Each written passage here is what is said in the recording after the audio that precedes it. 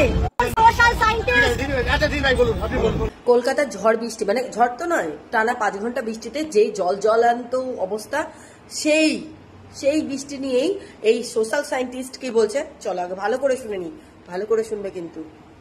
আমি জানতে পেরে গেছি যে এই যে বৃষ্টিটা হচ্ছে, এই বৃষ্টিটার পেছনে সায়েন্টিফিক রিসার্চ আছে, যেটা আমরা নিজেরা অ্যামিটি ইউনিভার্সিটিতে পড়েছি, যে আমরা কোনো একটা জায়গায় ক্লাউড ফর্মেশন করে, যে আকাশটা দেখতে পাচ্ছেন, ক্লাউড ফর্মেশন করে আমরা বৃষ্টি করতে পারি, ঠিক আছে? সেই বৃষ্টিটা আমাদের ওয়েস্ট বেঙ্গলে করানো হয়েছে, যাতে আমাদের ওয়েস্ট বেঙ্গলটা জলের তলায় চলে যায়। আর কার নামে দোষ পড়বে? মমতার নামে দোষ পড়বে। মমতার নামে দোষ পড়লে কে জিতবে? এই যে আমাদের দাদুরা জিতবে। বুঝতে পেরেছেন? মানে আপনি বলতে চাইছেন সেন্ট্রাল গভর্নমেন্ট ক্লাউড ফর্মেশন করে পশ্চিমবঙ্গে বৃষ্টি করিয়েছে? একদমই তাই।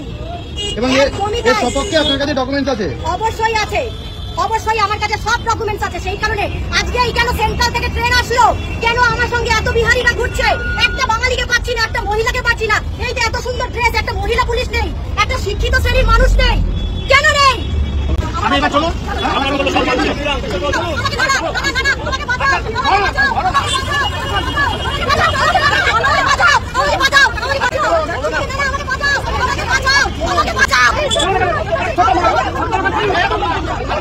আজ কলকাতার বিধাননগর চত্বরের ঘটনা, এই ঘটনাটা সত্যি দৃষ্টিতে পড়ার মতোই, যে এত বৃষ্টিতে যেখানে চারিদিক ভেসে গিয়েছে, কত ঠাকুর যারা বানায় তারা কান্না করছে, কত বাড়িঘর ভেসে যাচ্ছে, মানুষের অফিস কাচারি স্কুল সব বন্ধ, সেখানে এই মহিলা এসে দাবি করছে এই বৃষ্টি নাকি কৃত্রিম বৃষ্টি, প্রাকৃতিক বৃষ্টি নয়, এটাকে তৈরি করে বৃষ্টি করানো হয়েছে, তার জন্য কে লাভবান কে লসবান সেটা সবই সে বলে দিয়েছে। তোমরা মতামত, এই বিষয় সংক্রান্ত তোমাদের যা মতামত অবশ্যই জানিও।